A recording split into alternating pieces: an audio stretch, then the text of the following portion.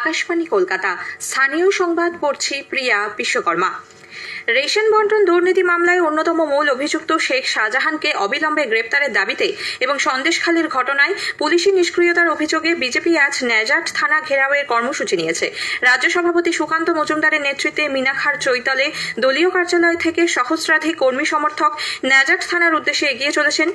সুকান্তবাবুর অভিযোগ, শেখ শাহজাহানকে ন্যাজাট থানার পুলিশ লুকিয়ে রেখেছে। শাসক দল তৃণমূল কংগ্রেস তার আত্মগোপনে প্রত্যক্ষ মদত দিচ্ছে। গণতান্ত্রিক পদ্ধতিতে তাদের এই আন্দোলন চলবে বলে তিনি জানান।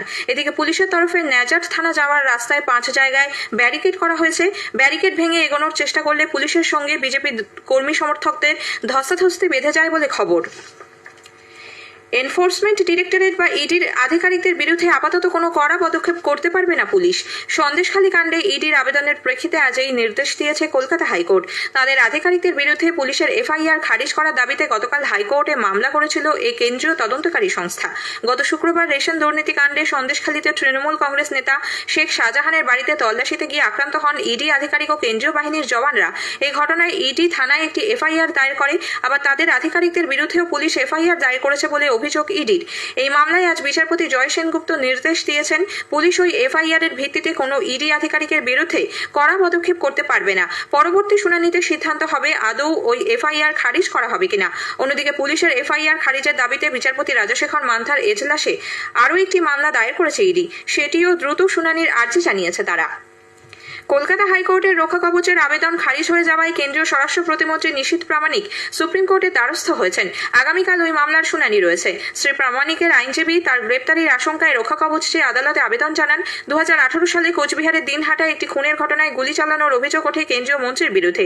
জারি হয় গ্রেপ্তারি পরোয়ানা। সেই মামলা থেকে অব্যাহতি পেতে আদালতের দ্বারস্থ হন তিনি। কলকাতা হাইকোর্টের জলপাইগুড়ি সার্কিট বেঞ্চে মন্ত্রীর আর্জি খারিজ হয়ে যায়। তারপরই শ্রী প্রামাণিকের এই আবেদন। রায়গঞ্জ জেলা আদালতের বিশেষ আদালত আজ প্রতিবেশী নাবালিকাকে ধর্ষণে অভিযুক্ত এক যুবককে 20 বছরের সশ্রম কারাদণ্ড ও 50,000 টাকা জরিমানা ঘোষণা করেছে। 50,000 টাকা অনাদায় আরও 1 বছর অতিরিক্ত কারাবাস হবে। গৌতম রায় নামের ওই যুবককে 2018 সালে প্রতিবেশী 4 বছরের এক শিশুকে ধর্ষণের অভিযোগে গ্রেপ্তার করা হয়। রায়গঞ্জ জেলা আদালতের পক্সো আদালতের বিচারক আরতি শর্মা রায় এই রায় ঘোষণা করেন। জলপাইগুড়ির মেটেলি থানা এলাকায় বাতাবাড়ি মোড়ে আজ ভোরে কুয়াশার জেরে পথ দুর্ঘটনায় 6 জন আহত হয়েছেন। গরুমারা গেস্ট হাউস থেকে কলকাতার পর্যটকদের একটি দল জিপসি গাড়িতে জঙ্গলের দিকে যাবার সময় একটি ট্রাক্টরের সঙ্গে তাদের সংঘর্ষ হয়। গাড়ির চালক সহ আহত 6 জনকে হাসপাতালে নিয়ে যাওয়া হলে প্রাথমিক চিকিৎসার পর 2 জনকে ছেড়ে দেওয়া হয়। 3 জনকে মালবাজার হাসপাতাল এবং 1 জনকে উত্তরবঙ্গ মেডিকেল কলেজ হাসপাতালে নিয়ে যাওয়া হয়েছে। উত্তর 24 পরগনার টিটাগড় থানার সামনে পুলিশের প্রিজন ভ্যানের ধাক্কায় এক যুবকের মৃত্যু হয়েছে। আজ সকালে বিটি রোডের ওপর স্কুটি নিয়ে যাচ্ছিলেন 18 বছর বয়সী সুজন হেলা নামে ওই যুবক। সে সময় উল্টো দিক থেকে আসা পুলিশের প্রিজন ভ্যানটি সজোরে তাকে ধাক্কা মারলে গাড়ি থেকে ছিটকে পড়েন তিনি। গুরুতর আহত অবস্থায় তাকে সাগর দত্ত মেডিকেল কলেজ হাসপাতালে নিয়ে যাওয়া হলে চিকিৎসকরা মৃত ঘোষণা করেন।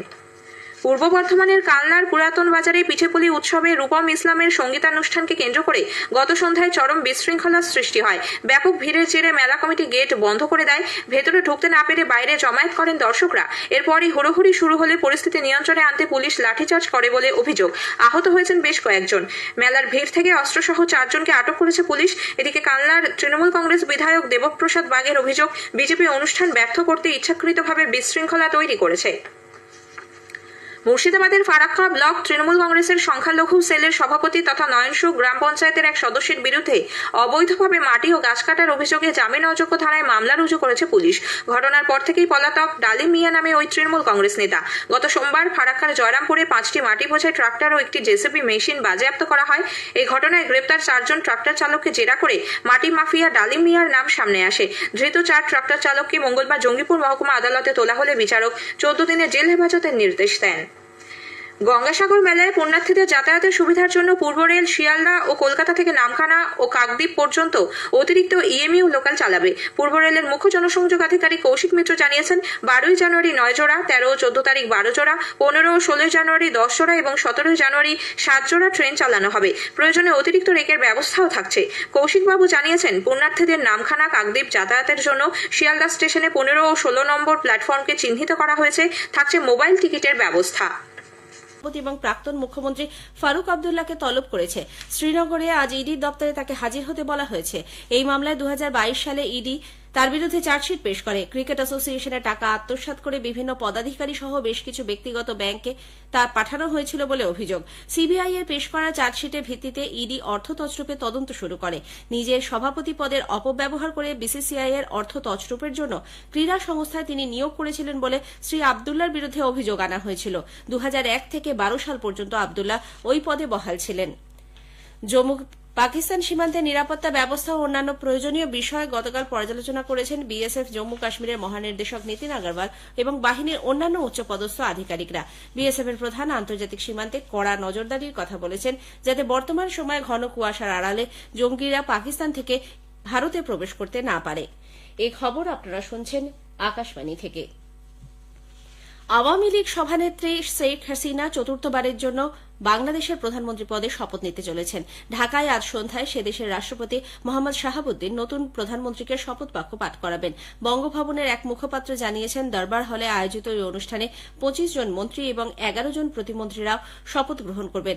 মন্ত্রিসভার সচিব গত রাতে মন্ত্রীদের নামের তালিকা ঘোষণা করেন। তাতে দেখা গেছে, আগের মন্ত্রিসভার 15 জন হেভিওয়েট মন্ত্রী নতুন মন্ত্রিসভায় স্থান পাননি। প্রাক্তন বাণিজ্য মন্ত্রী অবসরপ্রাপ্ত লেফটেন্যান্ট কর্নেল মোহাম্মদ ফারুক খান এবং প্রাক্তন বিদেশমন্ত্রী আব্দুল হাসান মাহমুদ আলী নতুন সরকারে দায়িত্ব পাচ্ছেন। পাকিস্তানের একটি হাইকোর্ট ইমরান খানের তেহরিক ইনসাফ পাকিস্তান পিটিআই দলকে তাদের নির্বাচনী প্রতীক ফিরিয়ে দিয়েছে। দেশটির নির্বাচন কমিশন ওই দলের নির্বাচনী প্রতীক ব্যাট ব্যবহারের ওপর যে নিষেধাজ্ঞা আরোপ করেছিল তাও খারিজ করে দিয়েছে। সম্প্রতি কমিশন দলের অভ্যন্তরীণ সাংগঠনিক নির্বাচনকে বাতিল ঘোষণা করে। এর বিরুদ্ধে ইমরানের দল পেশোয়ার হাইকোর্টের দ্বারস্থ হয়। উল্লেখ্য, আগামী 11 ফেব্রুয়ারি পাকিস্তানে সাধারণ নির্বাচন অনুষ্ঠিত হবে। লোহিত সাগরের ওপর ইয়েমেনের সমর্থিত হুথিদের চালানো সবথেকে বড় আক্রমণকে প্রতিহত করে মার্কিন যুক্তরাষ্ট্র এবং ব্রিটেন ইঙ্গিত দিয়েছে যে তারা ওই জঙ্গি গোষ্ঠীর বিরুদ্ধে সামরিক অভিযান চালাতে পারে। দুদেশের নৌবাহিনী মঙ্গলবার রাতে গুলি করে হুথিদের 21টি ড্রোন এবং ক্ষেপণাস্ত্রকে নিষ্ক্রিয় করেছে। রাষ্ট্রসংঘ নিরাপত্তা পরিষদে হুথি হামলার অবিলম্বে সমাপ্তি চেয়ে একটি প্রস্তাব পাশ হয়েছে। তাদের সদস্য দেশগুলির জাহাজকে রক্ষা করার অধিকার সমর্থন করা হয়েছে। প্রস্তাবে আরও জানানো হয়েছে, আন্তর্জাতিক স্তরে বাণিজ্যে বাধা সৃষ্টি, নৌ চলাচলের অধিকার এবং স্বাধীনতার পাশাপাশি হুথিদের হামলায় আঞ্চলিক শান্তি ও নিরাপত্তা বিঘ্নিত হচ্ছে। ফলে অবিলম্বে এ ধরনের আক্রমণ বন্ধ হওয়া উচিত। 11টি সদস্য দেশ এই প্রস্তাবে ভোট দিলেও রাশিয়া, চীন, মোজাম্বিক এবং আলজেরিয়া ভোটদানে বিরত থাকে। এর আগে মার্কিন যুক্তরাষ্ট্র এবং বেশ কয়েকটি সহযোগী দেশও লোহিত সাগরে হুথিদের হামলার বিষয়ে সতর্ক করেছিল। উল্লেখ্য, জাহাজ পরিবহনের আন্তর্জাতিক চেম্বার জানিয়েছে, বিশ্বের 20% পণ্যবাহী জাহাজ এই মুহূর্তে লোহিত সাগরের জলপথ এড়িয়ে যাচ্ছে।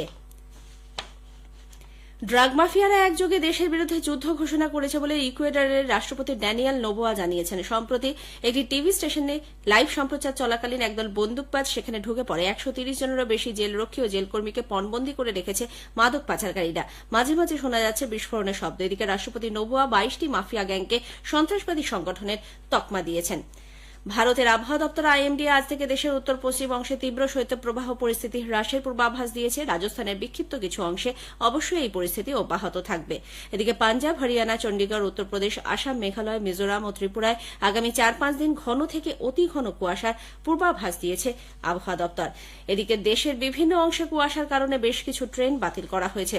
উত্তর রেলের পক্ষ থেকে জানানো হয়েছে, দিল্লিগামী 24টি ট্রেন 1 থেকে 6 ঘণ্টা দেরিতে চলছে। এর মধ্যে রয়েছে আজমের কাটরা পূজা এক্সপ্রেস, সেউনি ফিরোজপুর এক্সপ্রেস সহ আরও বেশ কিছু ট্রেন। মোহালির পাঞ্জাব ক্রিকেট অ্যাসোসিয়েশন স্টেডিয়ামে আজ 3 ম্যাচের টি-20 সিরিজের প্রথম খেলায় ভারত আফগানিস্তানের মুখোমুখি হবে। খেলা শুরু হবে সন্ধ্যে 7টায়। আফগানিস্তান এই প্রথম ভারতের মাটিতে সীমিত ওভারের সিরিজ খেলবে। দীর্ঘ 1 বছরেরও বেশি সময় পর রোহিত শর্মা ও বিরাট কোহলি ভারতের টি-20 দলে ফিরছেন। ইন্দোনেশিয়া জাকার্তায় এশিয়ান শুটিং চ্যাম্পিয়নশিপে মহিলাদের 25 মিটার পিস্তল ইভেন্টে আজ ব্রোঞ্জ পেয়ে রিদম সাংওয়ান আগামী অলিম্পিকে ছাড়পত্র পেয়েছেন।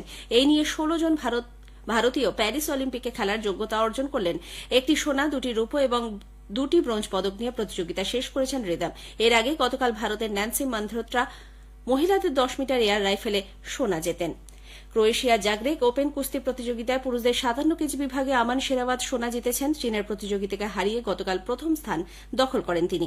আজ 57 এবং 125 কেজি বিভাগে প্রতিদ্বন্দ্বিতা করবেন ভিকি এবং সুনীল। শেষ করার আগে খবরের বিশেষ কিছু অংশ আরও একবার। প্রধানমন্ত্রী নরেন্দ্র মোদী আগামীকাল মহারাষ্ট্রের নাসিকে 27তম জাতীয় যুবা উৎসবের সূচনা করবেন। রাজ্যে একগুচ্ছ উন্নয়নমূলক প্রকল্পের উদ্বোধন ও শিলান্যাসও করবেন তিনি। 2023 সর্বেক্ষণ সমীক্ষা অনুযায়ী 1 লক্ষের বেশি